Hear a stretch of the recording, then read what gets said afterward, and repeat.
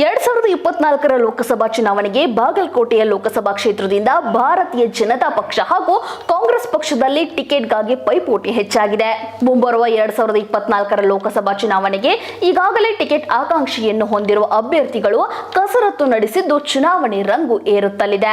ಉತ್ತರ ಕರ್ನಾಟಕದ ಕೋಟೆ ನಗರಿ ಬಾಗಲಕೋಟೆ ಲೋಕಸಭಾ ಭಾರತೀಯ ಜನತಾ ಪಕ್ಷ ಟಿಕೆಟ್ ಆಕಾಂಕ್ಷೆಗಾಗಿ ಸತತ ಗೆಲುವಿಗೆ ಕಿರೀಟವನ್ನೇ ಧರಿಸಿ ಹಾಲಿ ಸಂಸದ ಪಿಸಿ ಗದ್ದಿಗೌಡರ್ ಇದ್ದಾರೆ.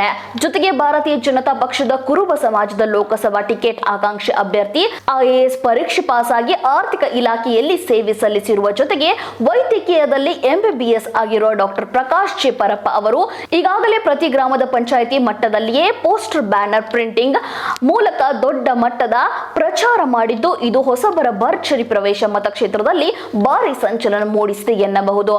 ಇವರು ಕುರುಬ ಸಮಾಜದ ಪ್ರಬಲ ಟಿಕೆಟ್ ಆಕಾಂಕ್ಷಿ ಮತಕ್ಷೇತ್ರದಲ್ಲಿ ಡಾಕ್ಟರ್ ಪ್ರಕಾಶ್ ಹಾಗೂ ಅವರ ಧರ್ಮಪತ್ನಿ ಗಲ್ಲಿ ಗಲ್ಲಿಯಲ್ಲೂ ಎಂಪಿ ಛಾಯೆ ಮೋದಿ ಪ್ರಕಾಶ ಛಾಯೆಯನ್ನು ಜನಸ್ಪಂದನ ಕಾರ್ಯಕ್ರಮದಲ್ಲಿ ಹಾಗೂ ಎಂಪಿ ಛಾಯೆಯನ್ನು ಕುಂಕುಮ ಸೌಭಾಗ್ಯ ಎನ್ನುವ ಮಹಿಳಾ ಜನಸ್ಪಂದನ ಕಾರ್ಯಕ್ರಮವನ್ನು ಮಾಡುತ್ತಾ ದೊಡ್ಡ ಪ್ರಮಾಣದಲ್ಲಿ ಜನಸಾಮಾನ್ಯರ ಕುಂದುಕೊರತೆಗಳ ಬಗ್ಗೆ ಅಭಿಯಾನ ಮಾಡಿದ್ದಾರೆ.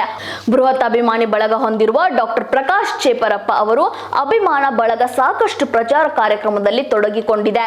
ಇನ್ನು ಮಾಜಿ ಸಚಿವ ಮುರುಗೇಶ್ ನಿರಾಣಿ ಕೂಡ ಟಿಕೆಟ್ ಆಕಾಂಕ್ಷೆ ಇದ್ದು ಅವರು ಕೂಡ ಟಿಕೆಟ್ಗಾಗಿ ಪೈಪೋಟಿ ನಡೆಸಿದ್ದಾರೆ.